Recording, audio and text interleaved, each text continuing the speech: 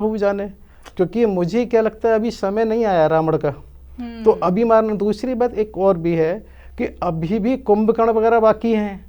निश्चरहीन करने के लिए जरूरी है कि पहले एक क्रम चल रहा है, अंत में उसको करना है। हाँ जी, क्योंकि यह सवाल मेरे मन में भी आया कि जब रावण का पहले प्रभु से युद्ध हुआ तो उस दौरान क्यों नहीं रावण का वध किया गया, लेकिन आपने जैसे बताया कि नहीं, क्योंकि प्रभु तो ऐसा करते हैं ना। मारीच को कहाँ मारा? पंचवटी के बाद। और जबकि मारीच सबसे पहले जब तक वन गमन भी नहीं हुआ था, जब विश्वामित्र के वहां पे बिना फर का बाण मार के वहां फेंक दिया था।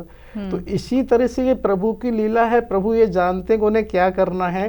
तो वहां पर तो उसको इस बात का और मन में अफसोस होता है और वो वहां इसको कहता है। साथ ही ना यहाँ ये भी बताना आवश्यक है कि क्या है कि हमने ये जो संदर्भ लिया है श्री श्री सुदर्शन चक्र जी द्वारा रचित श्री रामचरित उत्तरखंड के अध्याय कुंभकर्ण कदन से लिया है।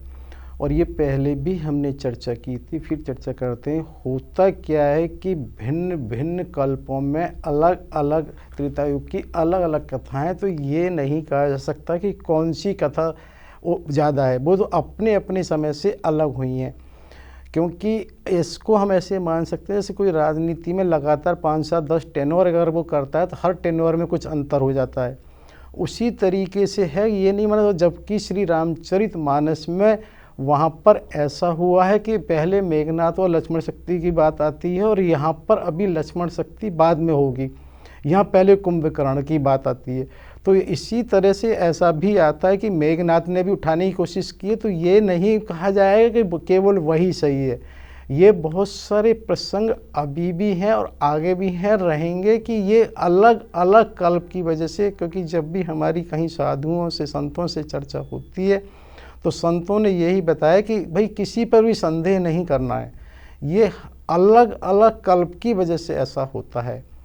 अब इसमें जो हम बात कर रहे थे, रावण जो अपने बच्चे और मंत्रियों के साथ ले रहा है, तो उस समय ना फिर उससे अपनी पुरानी, एक सबके साथ होता है जब कुछ होता है तो पुरानी घटनाएं आ जाती हैं।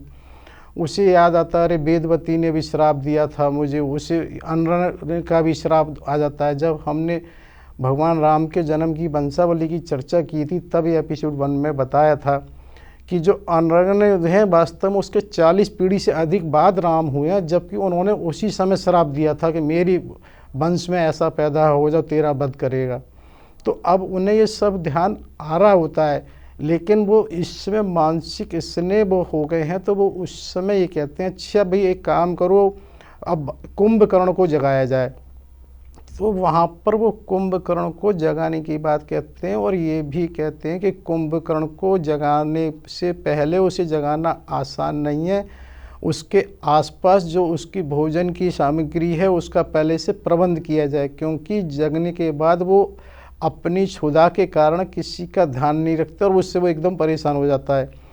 तो ऐसा कुछ आता है कि उसको जगाने के क्रम में क्या होता है कि बताते हैं वहाँ पर भैंसा है, वो है, और इस तरह से काफ़ी मांस मदिरा का वहाँ पर प्रबंध किया जाता है उसके इर्द गिर्द। और उसको जगाने का प्रयास बहुत किया जाता है, क्योंकि वो एक गुफा में इस तरह सो रहा होता है कि जो गुफा का दरवाज़ा है उसकी तरफ उसके खर्राटे जैसे कहें। तो होता क्या है कि अगर उसके जगाने के प्रयास में कहीं कोई, यदि उसके पास सामग्री रखने में भी ऐसा हो गया कि वो गलती से उसने सांस को छोड़ते समय आया, तो वो राक्षस सीधा गुफा के बाहर या कहीं ना कहीं दीवार से ही टकराएगा। और किसी वजह से लेते समय वो आ गया तो वो उसके नाक के द्वारा सीधे पेट में ही पहुंच जाते थे।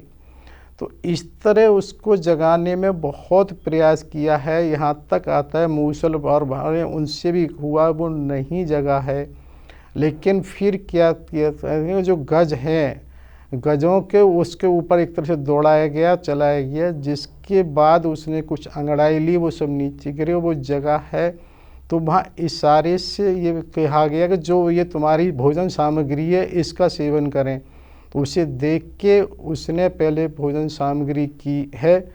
तब क्या होता है कि रावण का मंत्री युपाक्ष वहाँ पर आता है और वो ये कहता है कि इस तरह से आप सामग्री, तो वो रावण की बात बताता है कि इस तरह से आपके जो अग्रज हैं उनको राम ने उसमें एक घायल करके अपमानित करके वापस भेज दिया है, जिसकी वजह से वो बहुत परेशान हैं। तो वो होता क्या कि कुंभकर्ण ये कहता है अच्छा तो मैं एक काम ये करता हूँ, दोनों का वध करके ही उससे मिलता हूँ।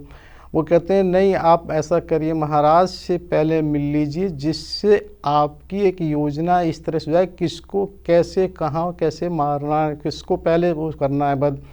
तो उसने कहा हाँ ये भी ठीक है, तुम समझदार हो, पहले ये करना चाहिए। तो वहाँ पर ये बात है, वो सुरापान और वो करके वहाँ स्नान काफ़ी आता है जल से करने के बाद, वो उस गुफा से जब मुकुट पहन के निकलता है तो इसको हम ऐसे मान सकते हैं ना कि कोई एक बहुत बड़ा टॉवर जैसे होता है, तो वो जैसे ही खड़ा होगा तो नज़र आएगा।